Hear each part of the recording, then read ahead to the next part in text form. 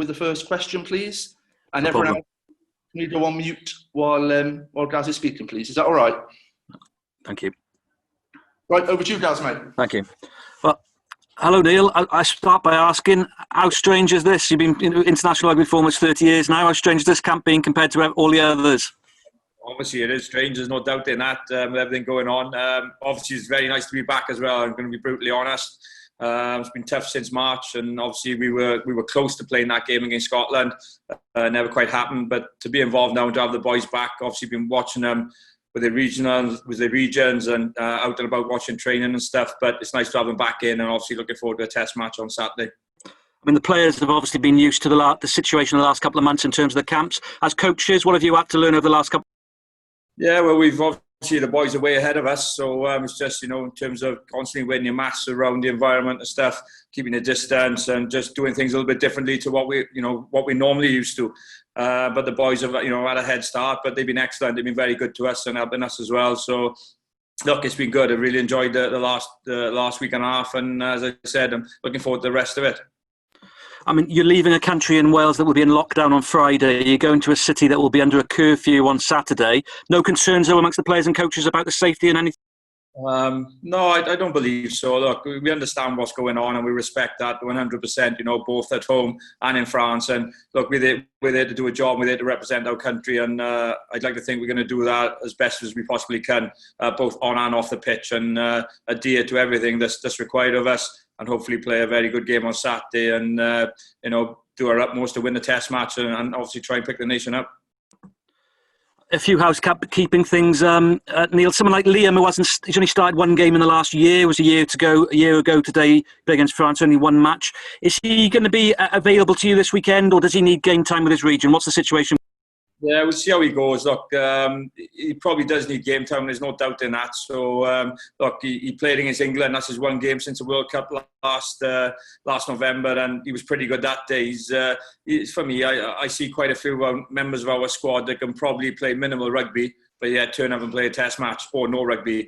And Liam would be in that category. He's a world-class player as far as I'm concerned. So, look, whether he'll be involved Saturday is another thing, but he's a class act, and I think he's one of them guys who could step into it if he needed to. And another player, Neil, who came into the camp having not played for his region, Josh Navidi. What's the latest on him? Because he had a concussion, was always a concern, I suppose. Yeah, Josh is the same, really. He's going through his protocols, and look, we'll see how he goes this week, and obviously for the coming weeks coming up. But he's doing his protocols with the medical staff, and we'll see where he's at later on in the week. So he's not back in training, is it fair to say, at the moment? He didn't train with us yesterday, but we'll see what happens today. Your fly-half situation, Neil, you obviously got a new guy coming in, Callum. You've got Dan and Reece there as well. I mean, Callum could not be available this weekend because obviously Bristol might be in the final. But what have you made of Callum from the outside, having watched him play against Toulon? Yeah, look, he's played exceptionally well for Bristol, to be fair to him, not just recently, but over the last couple of seasons. Kicked very well on the weekend as well against Toulon in the final. So, Bristol play a little bit of a different game to what we're going to play. But again, you've got some heavy runners around him in terms of Luatua and Nathan Hughes and obviously Rodrada, these types of guys. But I'd like to think when he comes in with us, we're going to have a bit of firepower around him as well in a different way as well. So, but look, I'm looking forward to seeing him, meeting up with him when he comes in. Who knows what's going to happen with them this week in terms of the final. But again, he's a class player and deserves his selection, obviously, and I'm looking forward to working with him when he comes in. And I suppose the Bristol, Exeter and Wasps guys at the moment are away. They're not in the camp with you at the moment. No. In terms of Alan Wynne-Jones, Neil, possibility he'll equal the world record. You've been asked about him before, but if he does that, what sort of achievement is that? A world record of test caps against France if he's selected? It's incredible, really, isn't it? I think that, to achieve what he has throughout his career and the position that he plays in is incredible, really. He's in the front five. It's one of the hardest positions you could possibly play on a rugby pitch, and yet he still seems like he's a young kid. If you ask me, he turns up to training, he's first to everything. Very rare does he get beaten in anything. So if he does at all, but that's the way he is, and I've been lucky enough to be involved with him from the 21s back in 2006 up until now. He's just world class. He's one of the best to have ever played the game, and he's gonna basically beat someone that. That's probably maybe the greatest player. Who knows? So it's an incredible achievement, and whatever the accolades come his way, he certainly deserves that. And as your current captain, how inspirational is he? He's huge. He's huge, mate. He's, as I said, he leads from the front by both his actions on and off the pitch. He's a true professional. And look, it'd be very difficult. I'd like to think he's got a fair bit in him yet. But when the day does come, maybe 3 or 4 years' time, whenever it is, when he's not wearing that jersey, he'll be sorely missed. That's for sure. He's an unbelievable rugby player, and he's been huge for Wales. And the final one from me: a friendly against France. Is there such a thing? No, not that I know of anyway. So not as far as we're concerned. This is a test match. It's France in Paris. I've been there on numerous occasions, and we know how tough these games are. France are a very good side. Of course, they have Sean working with them as well, which is he's going to be certainly ready to go for this game as well. And we need to match that or even be better than that. That's for sure. So it's a test match, and it's going to be tough. And again, as I said it earlier, we're really looking forward to playing on the weekend. Thank you, Neil. Thank you. Appreciate that. Thank you. Hey Neil, Beth from ITV. All right. Given the latest announcements, there's a lot of sports, including Olympians, Paralympians, not being able to, train or compete. How grateful are you that rugby is one that is able to carry on? Oh, look, we're under no illusions of this. We're very, very grateful. I understand, it's brutal for everyone involved. If I'm brutally honest, whether you're a sports person or whether you're a non-sports person, it's not an easy situation at this moment in time. But from our perspective, we're very, very lucky, and I like to think that we're going to do our utmost and do our best to try and put some smiles on people's faces on Saturday, and play like we normally play, but do our utmost to win, obviously, as well. Last question from me. Given that the world rankings have kind of already been decided ahead of this autumn international, does that take the pressure off a little bit of the Wales team? Not that I believe. No, we want to win. It's plain and simple. We've lost our last few games. England obviously was our last out game. We lost to Twickenham. France at home. We lost in a very tight game. So as far as I'm concerned, no, we're here to win and we're here to play well, but we're here to win test matches, and hopefully, I think that's going to try and start on Saturday. Great. Thank you very much. Thank you. Hi, Neil. Hi, Hamish. I was going to refer back to that Six Nations game against France. Just wondering, it feels an eternity ago. It had a very different feel about it. What lessons can you take from it, and have you taken from it? Yeah, it does. It does seem like an incredibly long time ago now. But again, for me, people might disagree with me. It's a test match. I believe we should have won. We had opportunities in that game. We've given a soft one away early on from the aerial bomb.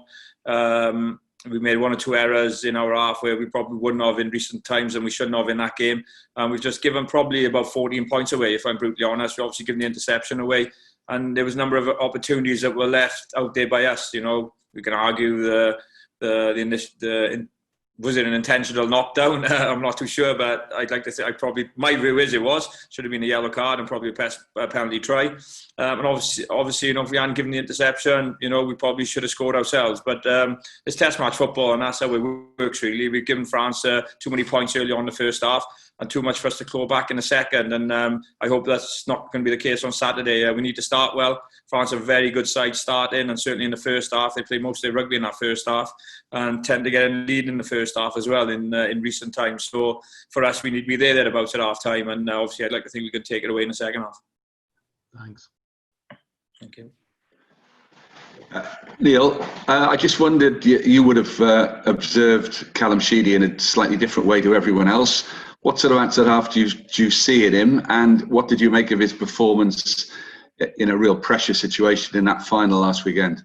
Yeah, look, he's a very good player, Rob. He's, I think the way they play, probably I'd like to see him kicking a little bit more out of hand. I'll be honest with that, because a test match football, there's a lot of kicking goes on. And the last time when we played England, England kicked 41 times, we kicked 37. So that's a huge amount of kicking in a test match, and purely on the fact that there's not a great deal of space. So there's a lot of manipulation that goes on in amongst that, whether you're trying to kick the regain, try and kick obviously find space, and attacking kicks as well. So because teams are so defensively orientated as such and so well organised now, there's not an awful lot of space out there. So it's very tough. But from Callum's perspective, obviously he's a very good rugby player. He puts a lot of people into space and holes. He's a running threat himself, and obviously a very good goal kicker as well. So look, it's good from our perspective to see him front up last week and play very well in the final, and obviously win the final against a tough side like Toulon. So that can only be a positive for him and obviously for us as well.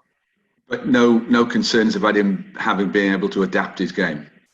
I'll be very surprised. I think he's a very good rugby player, plays in a very good team and has done for some time. So I'd like to think he's looking forward to coming in. I have no doubt in that. And I'd like to think he'll make his mark when he does come in. Great. Thank you. Will from the Daily Mail. Hi Neil, Will here. How's it going? Well, okay. How are you, mate? Yeah, good, thanks. Yeah, just on Callum, often with the guys based in England, there's a bit of it's sometimes tricky for them to force their way in because of the amount of training time. Obviously, Callum should have been with you already, but with the COVID situation in the Premiership, he's not. Is that going to affect him at all, that he hasn't had as much time to bed in and had the early weeks with you guys? No, I wouldn't have said so. Look, obviously, ideally, it would have been nice to have him in from the start. But same as anything, boys in a final, might be in another final this weekend. From our perspective, that's good for him as well.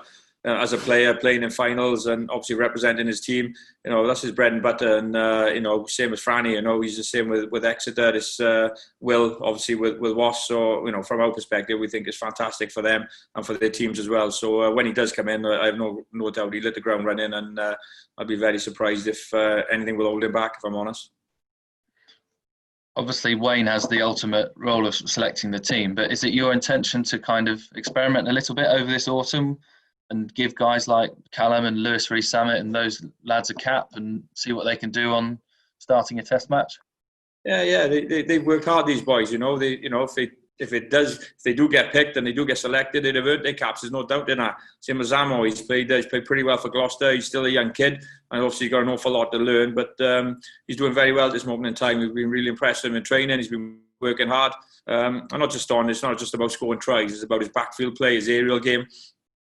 Chasing kicks and sort of stuff when you haven't got the ball, really. That's the stuff that we've been working on, sometimes with Zamo more. But he's doing very well, and again, he's trained. He's been good for us, and obviously he's trained very well at this moment in time, and has played some good rugby before he's come in. But it's the same with the other guys, same with Callum and the rest of them. They'll have an opportunity when they come in, and I'd like to think when they do come in, they'll hit the ground running and really enjoy it. And as I said, that's up to Wayne who he picks from game to game. But we are to win test matches, and that's what it's all about for us. Thanks, Neil.